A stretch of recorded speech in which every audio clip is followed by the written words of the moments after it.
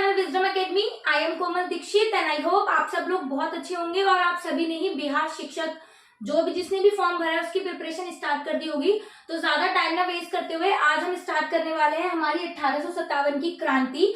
क्योंकि आप लोगों को पता है कि जो बिहार शिक्षक भर्ती है उसका जो सिलेबस दिया हुआ है उसमें एक अलग से टॉपिक मेंशन है राष्ट्रीय आंदोलन। ठीक है, तो जो भी हमारे राष्ट्रीय आंदोलन हुए हैं उसको हमारा पढ़ना बहुत ज्यादा जरूरी है।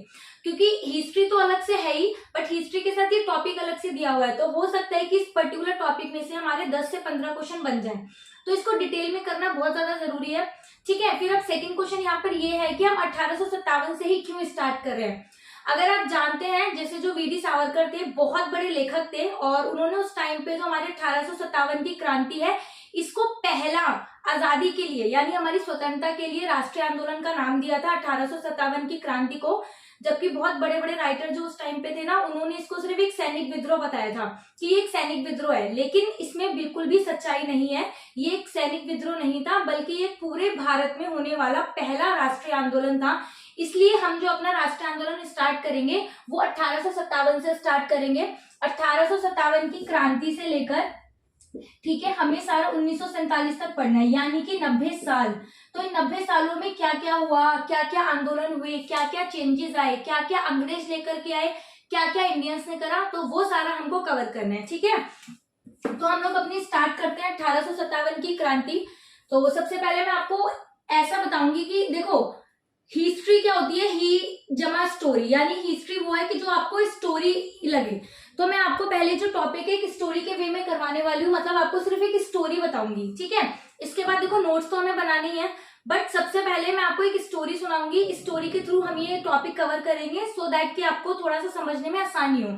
अदरवाइज सबको हिस्ट्री ना बहुत बोरिंग सब्जेक्ट लगता है, तो मैं ट्राई करूंगी कि आपको बोरिंग ना लगे और आप अच्छे से एंजॉय भी कर पाओ और आपके नोट्स भी प्रिपेयर हो जाए। ठीक है, तो हम सबसे पहले स्टार्ट करते हैं 1857 की क्रांति।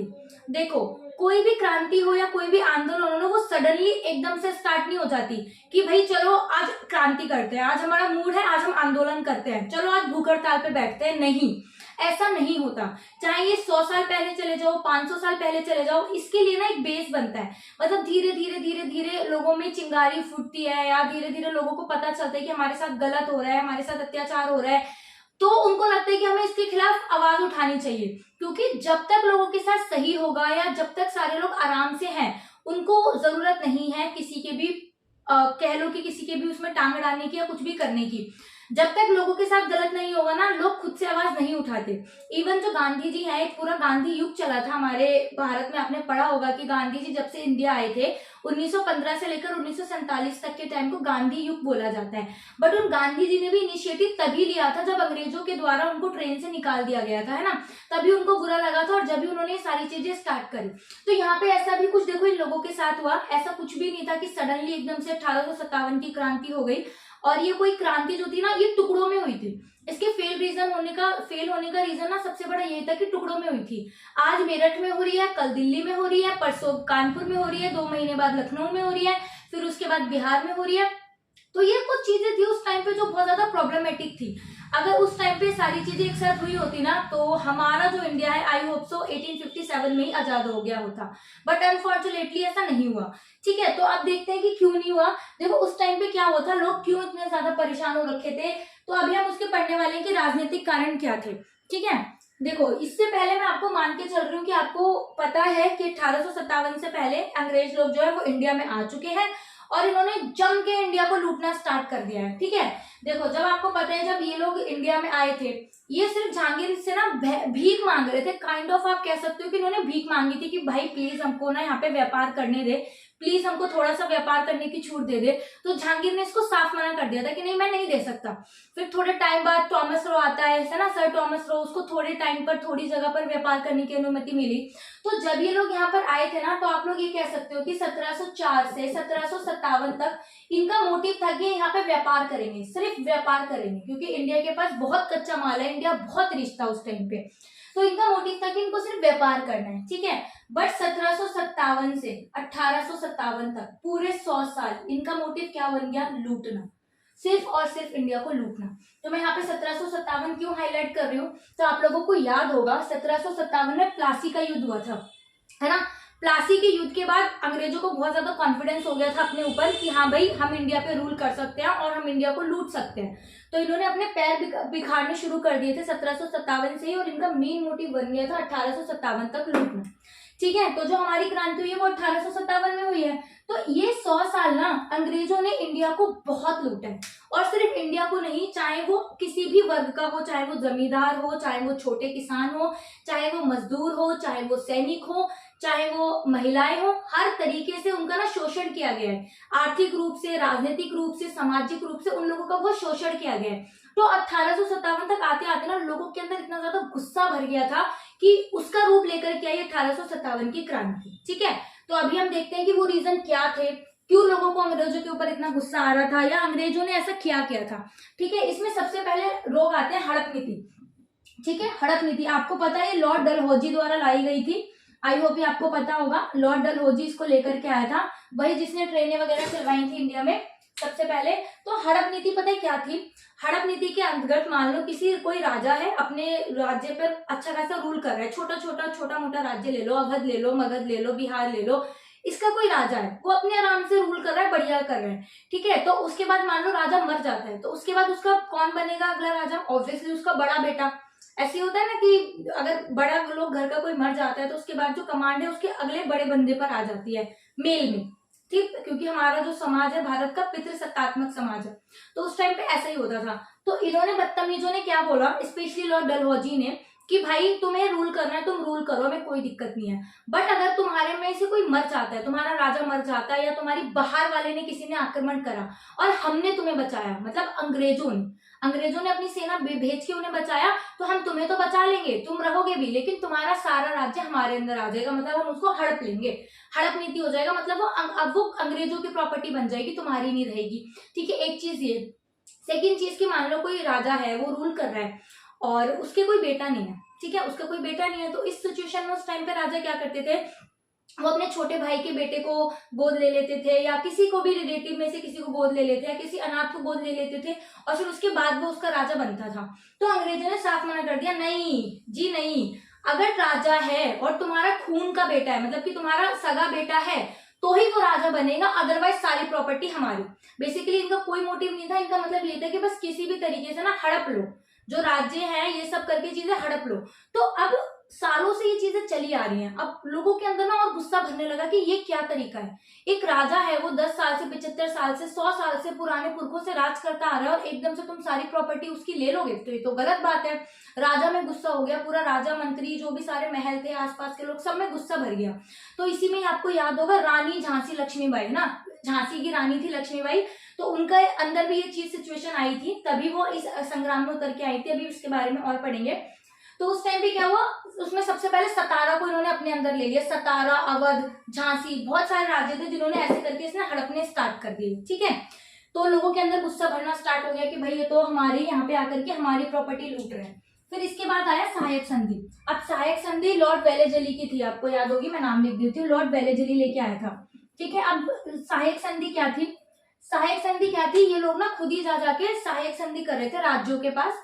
और सहायक संधि क्या थी कि भाई देख, तू हमसे संधि कर ले, तो संधि में क्या होगा, जो सेना होगी ना हमारी, मतलब अंग्रेजों की सेना, उसको तू रखेगा, उसको तू खिलाएगा, उसको पिलाएगा, अस्त्र शस्त्र सब कुछ देगा। ठीक है, और बदले में हम क्या देंगे तेरे को? बदले में इसके, अगर मान ले तेरे को कोई बाहर वाला अटैक करता है तो हम तेरे को बचाएंगे। अंग्रेज लोग ये कह रहे हैं, जबकि कुछ लोगों ने इसमें सहायक संधि में हाथ भी मिलाया। अवध जिनमें से एक था, उसने हाथ भी मिलाया, सहायक संधि अपनाने वाला वो पहला राज्य था अवध, उन्हें मिला भी लिया। अब जबकि ये देखो बेवकूफ कितना बड़ा है वो अवध, क्योंकि हमें खतरा किससे है? अंग्रेजों से ही तो है। अगर कोई बाहर से अटैक करने आता है तो अंग्रेज तो खुद ही पहले उससे लड़ेंगे ना, क्योंकि उनको अपने इंडिया की जो टेरिटरी है वो अपने कब्जे में कर चुके हैं। वो क्यों चाहेगा कि कोई बाहर वाला ले, तो वो पहले ही लड़ते। तो बट इसने बोला कि अगर भाई देख बाहर से कोई आता है ना लड़ने, तो हम तेरे को बचाएंगे और तू बदले में पूरी सेना का खर्चा उठा। और देखो सेना का खर्चा उठाना ना कोई आम बात नहीं होती। 50,000 सैनिक हैं, 1 लाख सैनिक हैं, तो उनका रोज का खाना, उनका रोज का पीना, उनको शस्त्र देना, अस्त्र देना, उनको ट्रेनिंग देना, ठीक है, तो बहुत भारी मात्रा में खर्चा था। तो ये अंग्रेजों को उठाना पड़ता था। बट अंग्रेज लोग कहाँ से पैसे लाए? लूटना तो इंडिया को ही था ना, तो वो पैसा बचा के अपना ब्रिटेन भेज रहे थे। तो अब वो अगर इतना पैसा सेना पे खर्च करेंगे तो फिर उनको तो फायदा नहीं था। तो इन्होंने ये अपनी रिस्पॉन्सिबिलिटी भी किस पे डाल दी? अलग अलग स्टेट पे, जिनको ये सहायक संधि पे जिन्होंने हस्ताक्षर करे उनको ले लिया। शुरू में तो लोगों को बहुत अच्छा लगा, लेकिन धीरे धीरे लोगों को समझ में आया कि ये तो हमारा आर्थिक रूप से पूरी तरीके से शोषण हो रहा है, क्योंकि लोग, जो राजा है वो टैक्स के रूप में लेता था लोगों से पैसे, और वो सारा का सारा उसकी सेना में खर्चा हो रहा है। उसकी भी सेना नहीं है, वो अंग्रेजों की सेना में सारा पैसा जा रहा है, उनको देख रखाव करने में पैसा जा रहा है। तो लोगों को फिर धीरे धीरे 10 साल बाद, 15 साल बाद समझ में आया कि भाई ये तो हमारा सीधे सीधे आर्थिक शोषण हो रहा है, ठीक है। तो इसके बाद आम जनता बहुत ज्यादा परेशान हो गई। क्यों? क्योंकि अब राजा को खर्चा उठाना है। अब राजा के पास पैसा नहीं है, वो कहाँ से लेगा? वो आम जनता से लेगा। तो उसने क्या करे? उसने टैक्स बढ़ा दिए। राजा भी जनता से टैक्स ले रहा है, जो अंग्रेज लोग हैं जो जहां पे काम कर रहे हैं वो भी जनता से टैक्स ले रहे हैं। तो जनता के ऊपर ना टैक्स की बहुत ज्यादा मारामारी होने लग गई। तो सारी जनता भी बहुत ज्यादा भड़क गई कि हमारे पास तो खाने पीने का ही नहीं हो रहा, तुमको टैक्स कहाँ से दे? बट उस टाइम पे जनता की कोई सुनने वाला था नहीं। तो इस तरीके से धीरे धीरे करके ना जनता पूरी परेशान होने लग गई, चाहे छोटे किसान हो, मजदूर हो। उन्होंने ना खेती करनी छोड़ दी गुस्से में।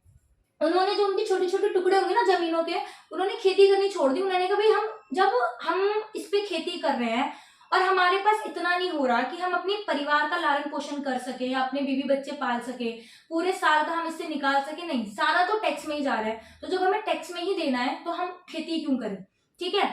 बट इससे क्या हुआ? इससे फायदा इंडियंस को नहीं हुआ, इससे फायदा अंग्रेजों को ही हुआ। क्योंकि देखो, किसान लोगों ने खेती करनी छोड़ दी, अब खाने को तो हो नहीं रहा, तो अब वो लोग करें क्या? तो वो लोग क्या गए? वो चले गए अंग्रेजों की सेना में भर्ती होने। इस तरीके से अंग्रेजों की सेना ना और बड़ी होने लग गई कि भाई कुछ ना सही, ये लोग हमें कुछ पैसे तो देंगे जिससे हमारा घर बार तो चलेगा। क्योंकि देखो, घर तो सबको ही चलाना होता है। आप और मैं स्ट्रगल कर रहे हैं क्योंकि आगे जाकर के हमें एक लाइफ चाहिए जिसमें हम सेटल हो सके, अच्छी चीजें कर सके, तो वो सबको ही चाहता है। तो जब उन्होंने खेती छोड़ दी तो हाथ पे हाथ रख के तो नहीं बैठ सकते, वो अंग्रेजों की सेना में जाकर के भर्ती हो गए। तो अब मान लो अगर अंग्रेजों की सेना 1 लाख लोगों की भी है ना, तो इसमें आप रेशियो देख लो 1:5 का था। 1:, मतलब एक अंग्रेजों का सैनिक था और 5 लोग इंडियंस थे। मतलब इतनी ज्यादा सेना हो गई कि उसमें इंडियन से ही अंग्रेजों की सेना तैयार हो गई। अगर अंग्रेजों की सेना में इंडियंस ही नहीं होते ना तो अंग्रेज कुछ नहीं कर पाते, यहाँ पे वो बिल्कुल रूल नहीं कर सकते थे। बट अब यहाँ पे क्या करे, इंडियंस लोगों की भी मजबूरी थी, उनके पास कुछ काम करने के लिए नहीं था, कुछ काम धंधा नहीं था, ठीक है। तो वो जाके मजबूरी में सैनिक के उनमें ज्वाइन कर रहे थे।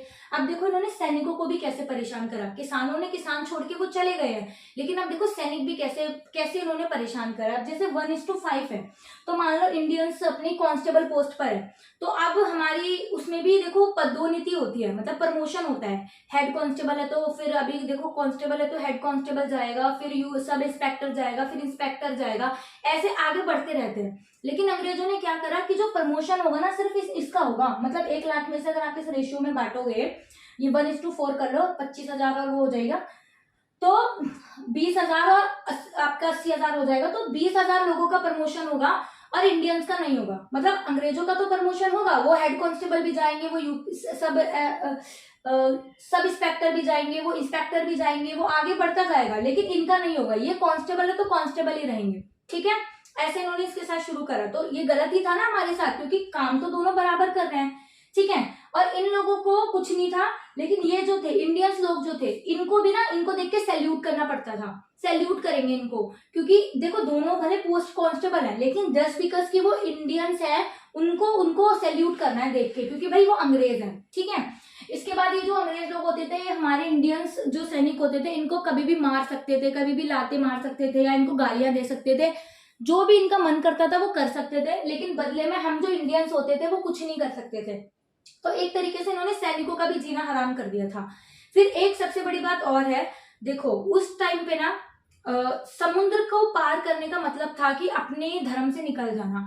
मतलब जो शास्त्र वगैरह थे उस टाइम पे ऐसे माना जाता था कि जिसने समुद्र पार कर लिया तो वो धर्म से बाहर हो गया। मतलब जैसे कुछ मान्यता होती है, जैसे हिंदू धर्म है, अब इसमें मांस खाना निषेध है। गाय को तो हम पूजते हैं, गाय का मांस खाना या ये सब चीजें हम सोच भी नहीं सकते, क्योंकि हम गाय को एक उसके तरह मानते हैं, माता की तरह। तो उस टाइम पे कहते थे जिसने समुद्र पार कर लिया ना उसका धर्म भ्रष्ट हो जाएगा, ठीक है, उसको धर्म भ्रष्ट हो जाएगा। तो ये लोग थे ना, अंग्रेज लोग, ये जानबूझ के इंडिया वालों को प्रोवोक करते थे और जानबूझ के इनको समुद्र पार ले जाते थे।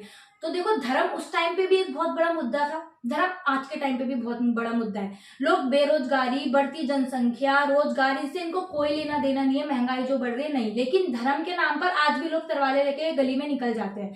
ठीक है, तो उस टाइम पे भी सेम चीज ऐसी हुई। तो ये लोग क्या करते थे कि धर्म को ना इतना बड़ा हवा बना दिया, ये जानबूझ के लोगों को समुद्र के पार ले जाते थे ताकि इनका धर्म भ्रष्ट हो।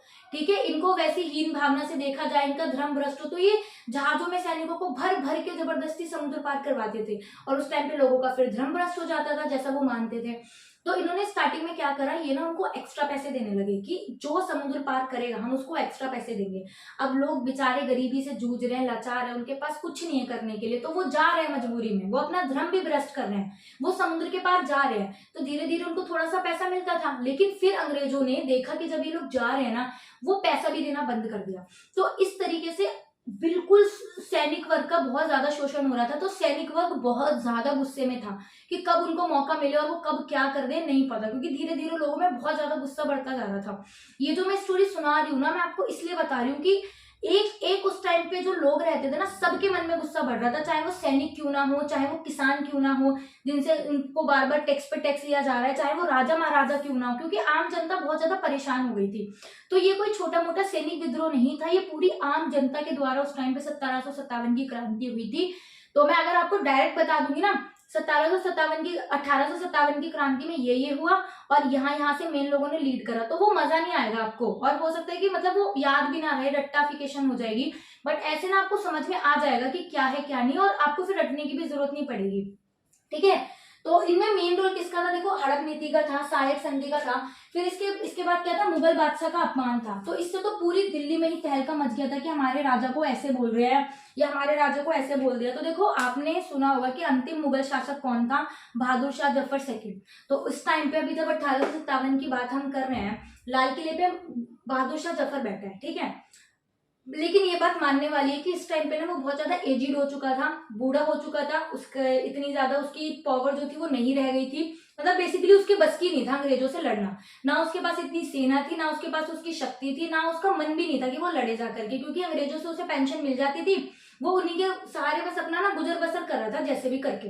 बट अब एक बात है ना कि भाई कभी इसके पूर्वज रहे थे, हुमायूं, अकबर, औरंगजेब, जहांगीर, इतने बड़े बड़े राजा। तो इनने क्या बोला, अंग्रेज लोग आते हैं इसके पास, बहादुर शाह जफर के पास, और बोलते हैं कि तुम जब तक हो तब तक हो, तुम्हारे बाद ना तुम्हें लाल किला छोड़ना पड़ेगा, लाल किले में हम अपना काम करेंगे, हम अपनी चीजें चलाएंगे, तुमको छोड़ के जाना पड़ेगा। अब दिल्ली वाले लोगों को भाई बहुत ज्यादा बुरा लग गया कि अब चलो मुगल बादशाह है हमारा, जैसा भी है, जो भी है, बूढ़ा है, जवान है, उसमें शक्ति है या नहीं है, लेकिन है तो राजा ही, इतने सालों से तो चला आ रहा है ना, इतने सालों से उसके पूर्वज वहां पे रह रहे हैं, 100 साल से ज्यादा हो गए इस टाइम पे लाल किले को बने हुए, वो वहां पे रह रहे हो, तुम ऐसे कैसे खाली करने को कह रहे हो। तो पूरी दिल्ली की जनता में ना गुस्सा भर गया कि ऐसे कैसे दिल्ली में आके हमें खाली करने के लिए बोल सकते हैं, ये होते कौन है, कि क्या राज इनका, देखो लाल किले से कोई लेना देना ही नहीं है भाई, उसके पुरखों की जमीन है, वो अपना रह रहा है, उसकी फैमिली है, तुम ऐसे कौन से अल्टीमेटम दे रहे हो कि खाली करो। तो यहाँ से लोगों में बहुत ज्यादा गुस्सा भर गया। फिर क्या हुआ, भारत पर सीधे कंपनी का नियंत्रण हो गया। अब देखो, कंपनी क्या है, यहाँ पे रूल करने नहीं आई थी, कंपनी यहाँ पे अपना व्यापार करने आई थी। तो कंपनी अगर तो अपना व्यापार करने आई है तो तू अपना काम कर, तू अपना व्यापार कर, जो प्रॉफिट हो रहा है अपने देश भेज और अपना व्यापार कर। तो व्यापार करने के साथ साथ तो यहाँ पे नियंत्रण करना क्यों स्टार्ट कर दिया, क्योंकि वो हम पे रोब जमाने लग गए ना। अंग्रेज लोग इवन ये बोलने लगे थे कि हम गोरे लोगों का जन्म तुम काले लोगों पर रूल करने के लिए हुआ है, क्योंकि देखो हम सांवले हैं, हम स्टार्टिंग से ही हमारी जो बॉडी का स्ट्रक्चर है वो सांवला है। तो वो कहते थे कि काले लोगों पे गोरे लोगों का जन्म हुआ है उन पे रूल करने के लिए, क्योंकि तुम्हें रहने की तमीज नहीं है, हम तुम्हें सिखाएंगे कि कैसे रहा जाता है, तुम्हें रास्ता दिखाएंगे, तुम्हारा उद्धार करेंगे। ये फालतू की बकवास करते थे अंग्रेज लोग। ठीक है, तो उस टाइम पे ऐसे कर करके उन्होंने अपना नियंत्रण स्टार्ट कर दिया था, तो लोगों को फिर भी गुस्सा था। फिर एक अवध का विलय कर लिया था, जबकि अवध ने ना सबसे पहले सहायक संधि साध करी थी। ये एक तरीके से कह लो कि मतलब सब कुछ अंग्रेजों की बात मानता था। अंग्रेज ने कह दिया ऐसे, हाँ हाँ हाँ, उसने कहा ये करोगे, उसने कहा हाँ हाँ, मतलब अवध सारी ही चीजें मानता था, सब कुछ एक तरीके से। वो होते हैं ना, मतलब चमचा, हाँ, अवध जो था ना अंग्रेजों का चमचा था, पूरा जो बोल दिया अंग्रेजों ने उसको वही करना है।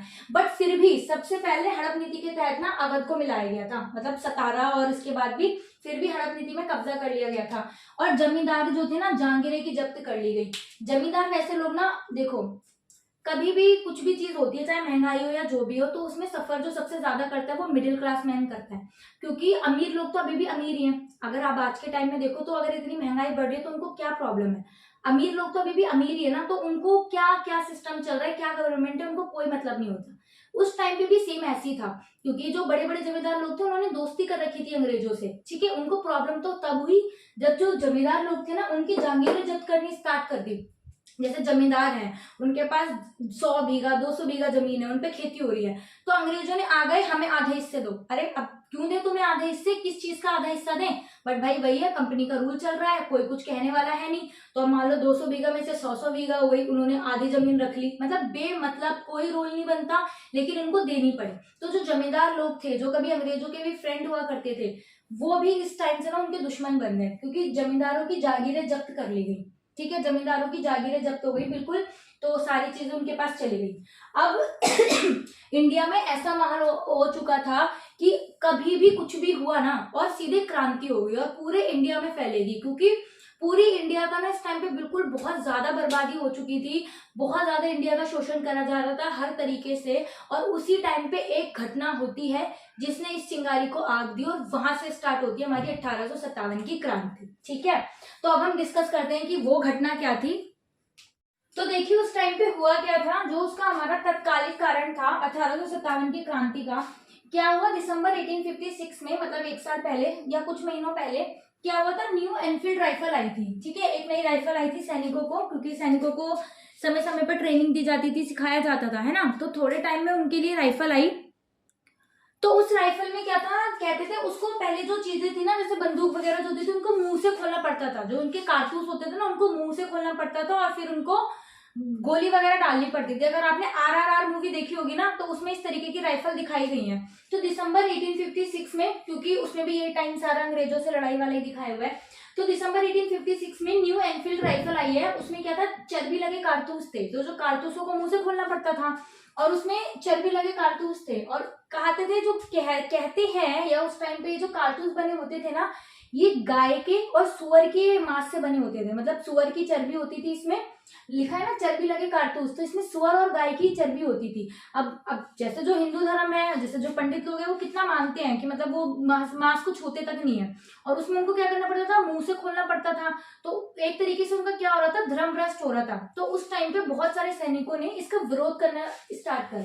यहाँ पे लिखा है विरोध करना स्टार्ट करा कि नहीं, हम तो इसको नहीं खोलेंगे, हम सैनिक हैं, सैनिकों का आपको जितना काम लेना है ले लो, काम करवा लो हमसे, लेकिन हम लोग मुंह से कारतूस नहीं छोड़े थे, खोलेंगे, ठीक है। तो उनको दिक्कत होने लग गई अंग्रेजों को कि हम जैसा कह रहे हैं तुम ये करो, क्योंकि अंग्रेजों के लिए तो हमारा धर्म, हमारी जो सभ्यताएं हैं, उनको डजंट मैटर, है ना, उनको क्या फर्क पड़ता है, और उनको बस अपना काम करवाना है। तो उन्होंने हमको फोर्स करा, हम लोगों को, मतलब जो उस टाइम के सैनिक होते थे उनको फोर्स करे कि नहीं भाई तुम्हें तो ये करना पड़ेगा, नहीं तो हम तुम्हें काम से निकाल देंगे। तो उस टाइम पे लोग जो सैनिक थे काम से भी निकलने को तैयार हो गए, बट अपना धर्म नहीं भ्रष्ट कर सकते थे।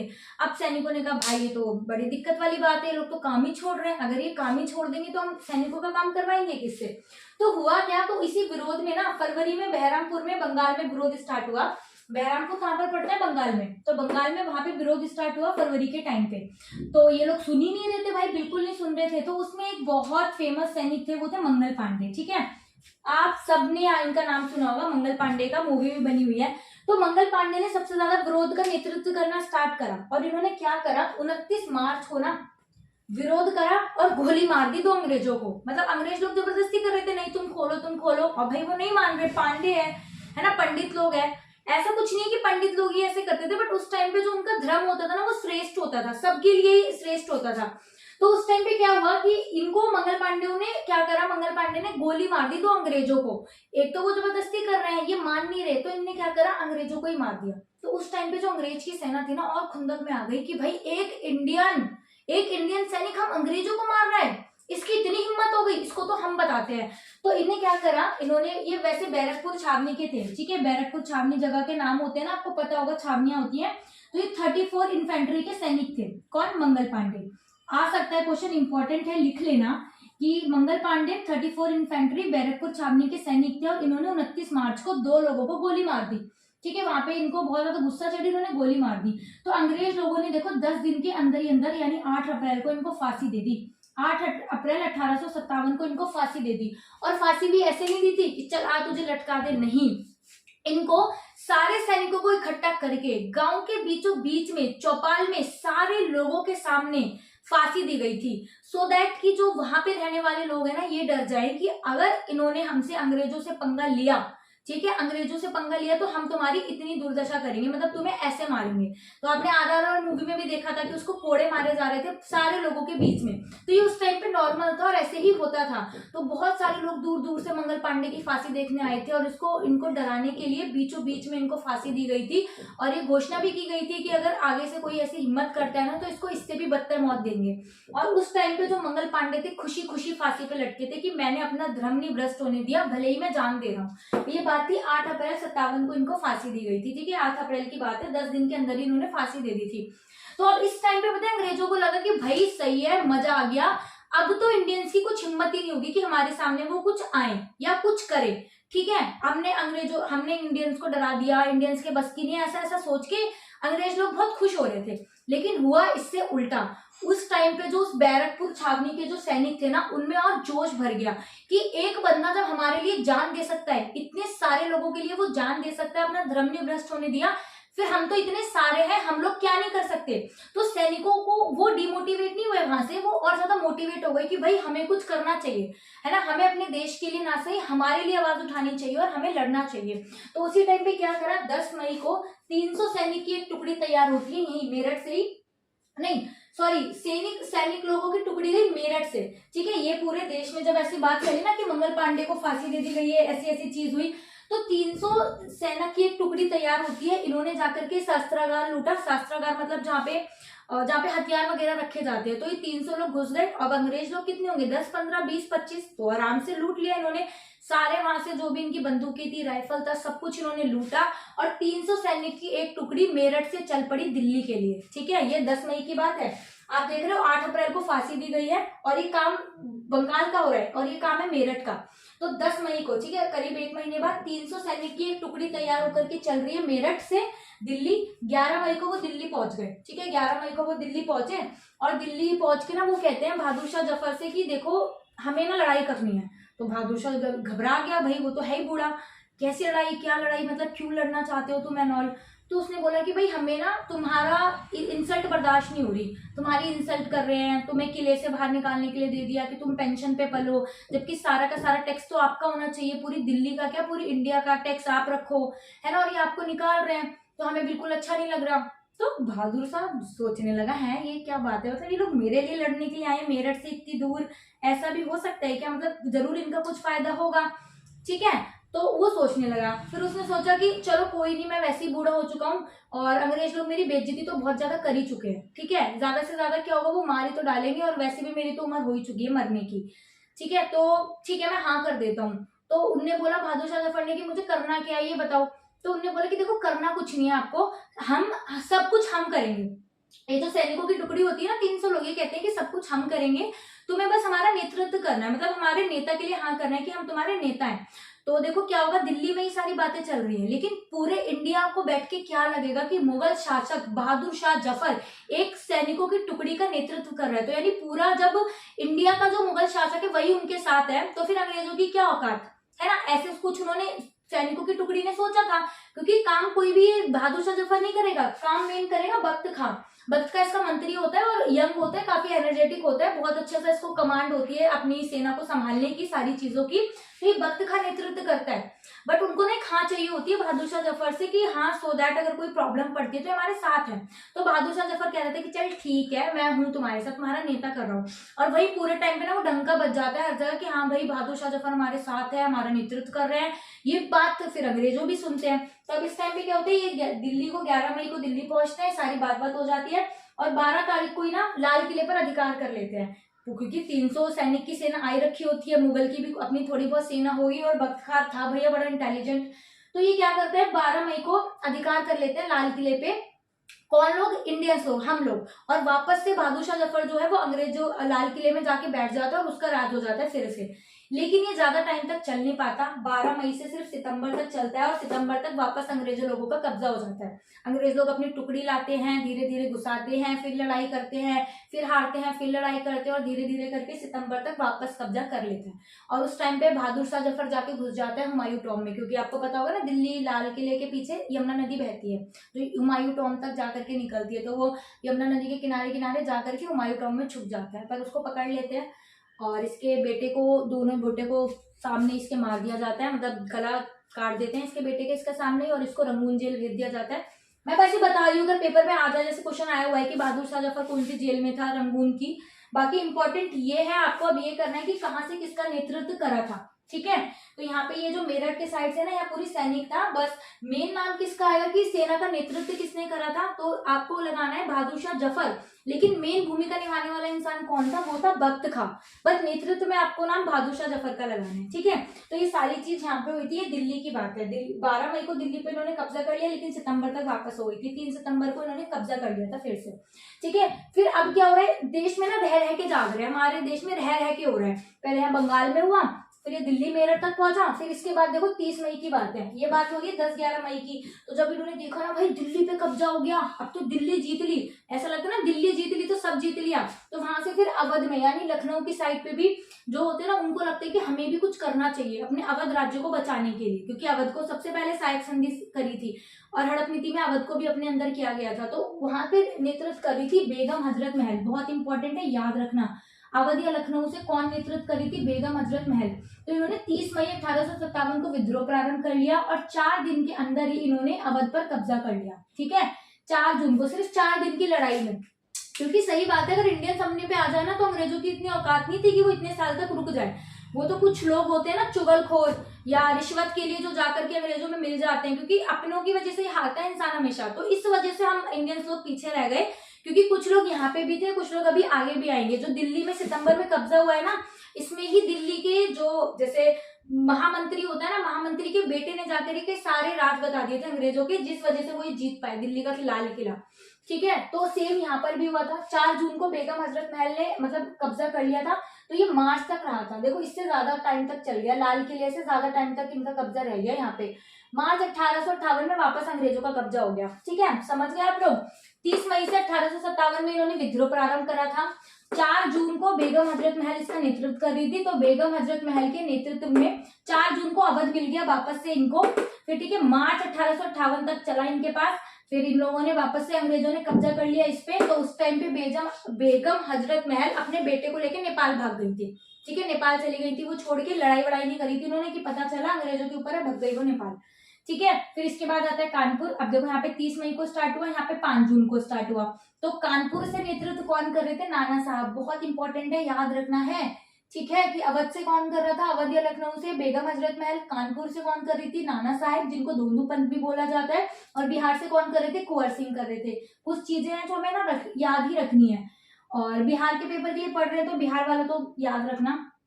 5 जून को नाना साहेब ने इनके ऊपर कब्जा करा, ठीक है। नाना साहेब धोंदूपंथ जिनको कहा जाता है, और दिसंबर में इनको वापस से कंपनी का कब्जा हो गया था, मार डाला था फिर इनको, ठीक है। फिर झांसी, झांसी बहुत बहुत इंपॉर्टेंट है, इसको याद रखना।